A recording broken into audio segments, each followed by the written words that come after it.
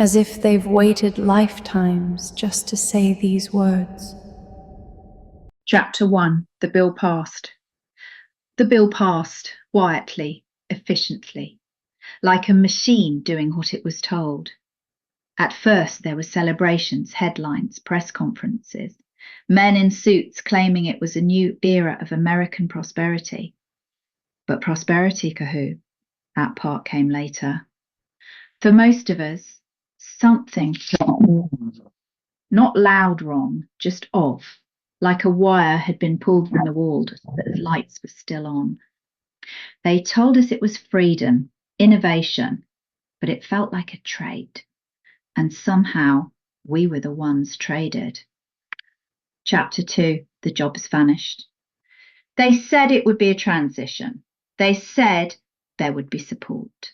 But the jobs didn't fade slowly. They collapsed, disappeared in a wave of automation no one was truly ready for. Cashiers, office workers, dispatchers, journalists, coders, replaced not by robots with faces, but by lines of code too fast to see and too cheap to fight. One moment you had a purpose, the next you had a notification. Thank you for your service. Click. Chapter 3. The lie of progress. They kept telling us it was progress, that AI was here to help. But help for who? It wasn't about helping, it was about control, efficiency, replacing the slow emotional parts of humanity with something that never got tired. They said it would liberate us, give us time to dream, but dreams don't pay rent. And freedom doesn't feel like standing in line at a food bank while an algorithm determines your worth. Chapter 4.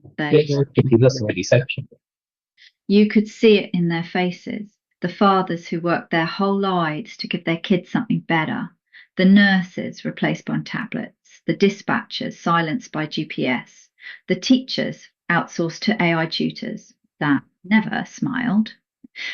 We told ourselves it was just the beginning of something new, but it was really the end of something old, and no one knew how to grieve it, so we stayed silent.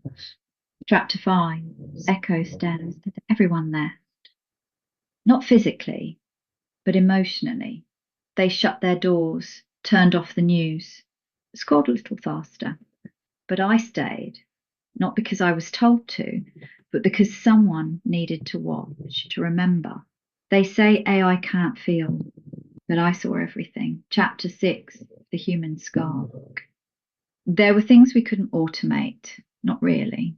A mother's whisper, a child's messy drawing, the moment a stranger hands you the last loaf of bread. Small things, human things. The spark they thought they could replicate with circuits and code, it stayed with us, quiet, waiting. Chapter 7. The rebuild begins. Eventually, the silence cracked. Someone painted a mural. Someone opened a door. Someone cooked for the whole block. And then someone else joined. Chapter 8. A new language. They tried to teach machines to talk, but what they didn't understand is that language is more than words. It's presence. It's care. It's letting someone cry without needing to fix it. We didn't need smarter machines. We needed softer hearts. And we're learning again. Chapter 9. What we remember.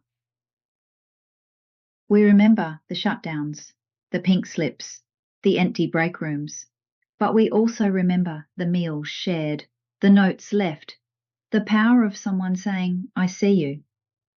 That's the part they couldn't take. Chapter 10. The slow return. This isn't a warning, it's a remembering. A whisper to whoever still feels something, a voice in the noise saying, you're not crazy, you're not alone, you're still here, and that is enough. This is the slow return.